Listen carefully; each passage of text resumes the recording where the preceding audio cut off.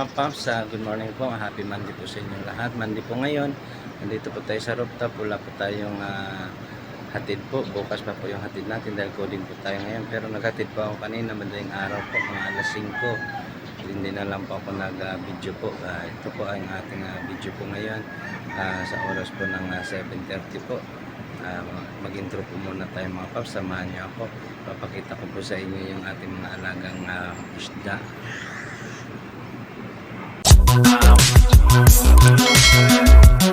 Ayan sila mga paps, yung ating mga isda po. Isang linggo na po ito mga ito. Ayan. Kasi ito naman po yung kanilang malo. Ayan po. Ito naman po yung ating magdadalawang buwan na po. Ayan po sila. So ito po yung ating 2 weeks. Ayan. Marami-rami na rin po yung ating mga isda po. Ayan mga paps, flex ko po sa inyo yung ating pinuntahan po kahapon doon po sa Calaca, Batangas po. Samahan niyo po ako mga paps. Let's go mga paps. Ayan yung kalsada guys, oh. Ganda oh. Lalim. Bakit dito tayo duman GR? Ganda guys oh. Ang taas. Grabe.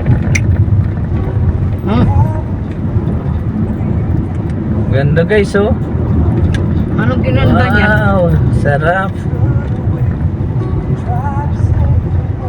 Ito na yata dinaanan natin ano pang eh. Galing ah. Nung gabi. Punta tayong Laiya. Laiya talaga. Oh, di ba Laiya dito? Kalsada. Ito na ata dinaanan natin Lino. Sabi ko sa ito na ata ito eh.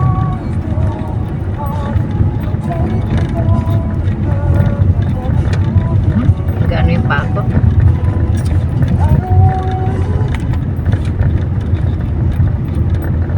Ito yung ano. Ito yata yung walang daan na private. Ala, patay tayo dito. Ano private? Hindi ko alam dito.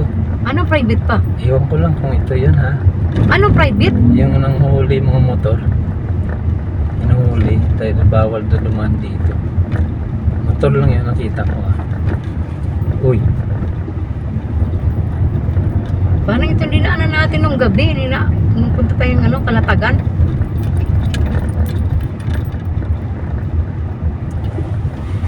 Ayan o.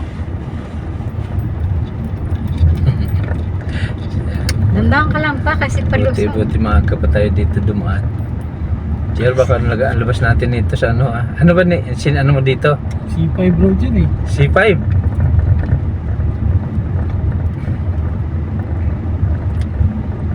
Sabi ko sa'yo, Marcos Highway na lang lagay mo eh.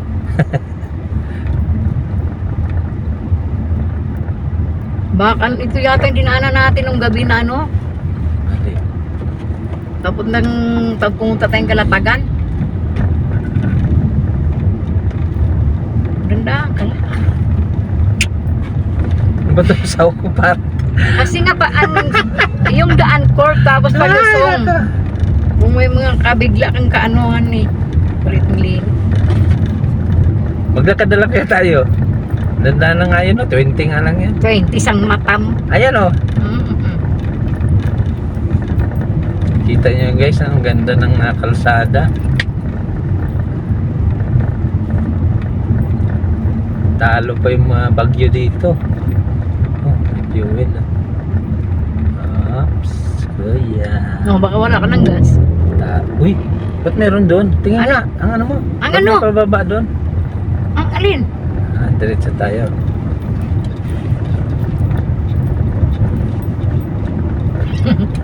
Diyan na naman lagay mo, JR.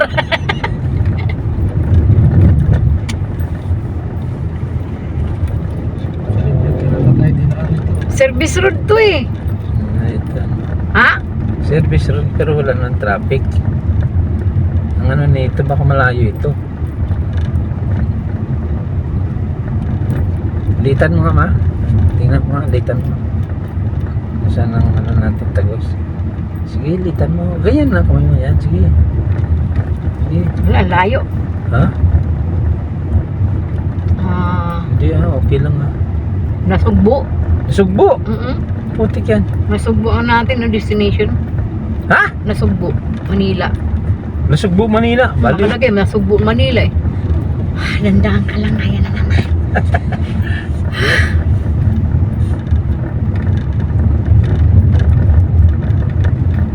Hmm. Tingnan ko nga yung ano ma. Yung pangalan, pindutin mo.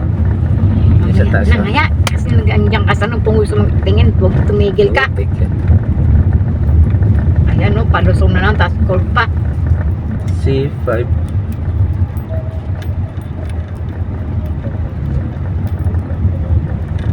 Sinico Road. Ano to? Baka iba to. Baka iba na binis. NX. South Luzon Expressway. Ngayon na, ito, tinang mo na dyan. Wait lang.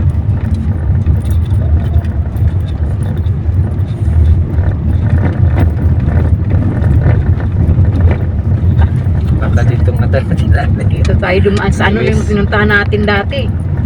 Dati talaga. Yung papunta tayong Kalatagan. Kalatagan. Kalatagan nga yun. Oh, tinan mo, di ba? Napuro ng curve, ano? Ano tagalan? May motor, dandahan ka. Nga ba na tuloy ng ano ko dito? Audio ko. Ingay mo kasi. Patayin mo na yan. Nagkano ka pa dyan na ano yun, ano?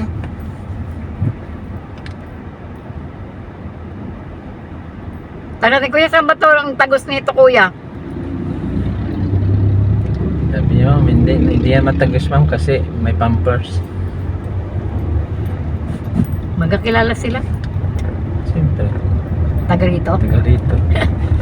Halino. O, dandaan. Ayan na naman siya. Dagat na yan. Oh. Yun lang kasi sabi ko, Grabe yung kanal nila dito. Walang ano. malusong to eh. Walang tawag doon, harang. Maganda nga yung palusong, hindi tayo hirapan kaysa pataas. Sakit ng balikat ko. GR, sa mo to kami din na GR, lagot ka.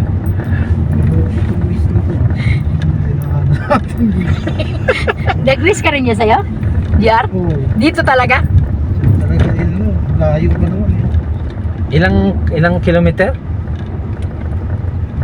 24 nakalagay dito. 24 kilometers?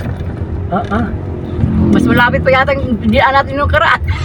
Hindi kasi may sinabi siya ano pagdating sa stoplight, ano sabi niya? Wala may stoplight tayo dinaanan. Kanan, kaliwa. Sabi niya ba yan? Ano ba Wala yan? man tayo dinaanan ng stoplight.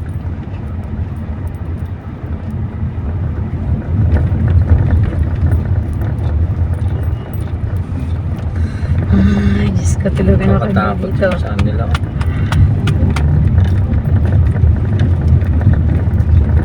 Hindi nga sila natakot ano, mamasyal pa dito, bundok. Dito lang tayo nakadumaan ata nung nakarno ano. Punta tayo ng Kalatagan. Buti pa dito, mamasyal. Pupunta sa party. Taga rito lang yung sila, galakad lang yan oh.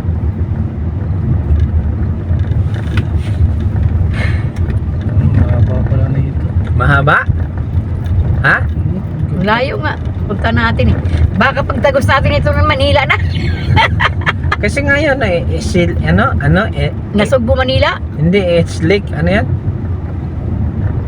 Sabi ko kasi sa iyo Papa, Marcos Highway. Marcos ay. Oh, doon tayo sa Marcos Highway dadaan, di ba? Para di tayo naka-toll gate nito kasi one traffic. Yun nga lang, nakakatakot yung kalsada kasi paano-ano eh. Palusong eh. Hindi, punta nga tayo sa ano Slicks eh. Oo nga, so. Alala ko sabi pinakain ka nila yun. Siyempre, andun sila din. Hindi naman tayo nag-iisa, meron tayo sa likod naliligaw. Ayan mga idol, kasababa ng biyahe, makakarating din kami kahit ligaw-ligaw kami ni Wes at makakarating din kami sa amin pupuntahan po at ingat-ingat lang po talaga sa pagmamaneho mga idol at mahirapan at tayo po ay pag hindi natin kabisado yung kalsada kaya dandahan lang po tayo at magdasal na lang po para hindi po na maiwasan po yung aksidente. Basta alerto lang po tayo mga idol. Yung mga idol, dito na tayo sa may simbahan. Sisimba lang po tayo ng sandali po dahil mamaya pa po yung binyagan po. Pagkatapos po ng misa, saka po umpisahan po yung binyag po. Kaya antayin na lang po natin. Ayan mga paps, at paumpisa na po yung ating binyagan po.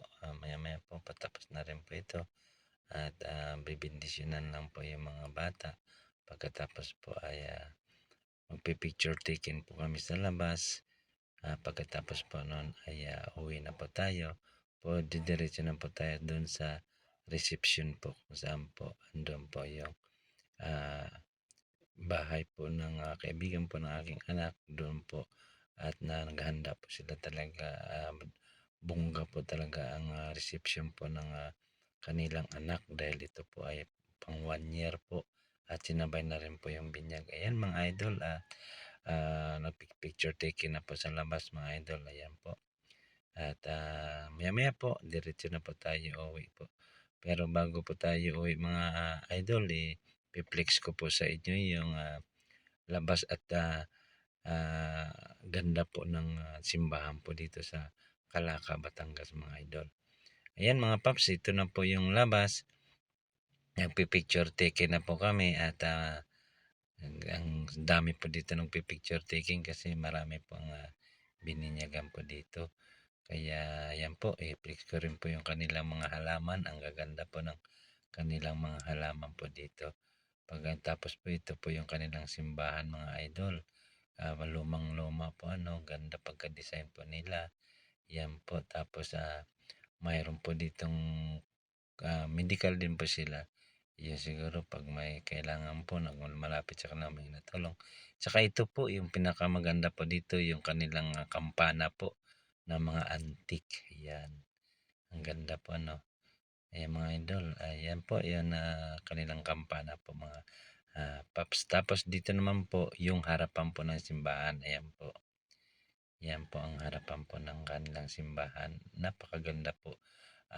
Talagang tahimik po dito, hindi po magulo. Di tulad po sa ibang po magulo ang pag-arrange po ng simbahan. Pero dito po talagang tahimik po.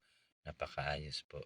Yan, tapos dito po yung pinakaharap talaga yung kinunan ko po yan. Yan, ayan po. Pwede po kayo dyan mag-park sa harapan lang po. Tapos dito po kami sa gilid po kanina. Dito po kami nag-park yung kung saan po nagdaan po yung kotse po. Mga paps, diretso na po tayo sa venue. Ito pong kanilang venue mga paps. Talagang napakabongga po. Napakaganda po ng arrangement po. Napakadami po nga mga bisita po, mga kapitbahay, mga ninong at ninang. Nakasama na rin po kami. Isa po kami sa naimbita po para pumunta po dito sa Calaca, Batangas po. Talagang makikita niyo po dito talaga yung nagbibigayan po ang mga kapitbahay. Napakaganda po talaga ng kanilang samahan po dito. Ayan mga paps, maraming salamat po doon kay ayan, shoutout kay Ronald Abusa at sa kanyang misis po at sa mga family po nila. Maraming salamat po talaga sa inyong pagtanggap po sa amin.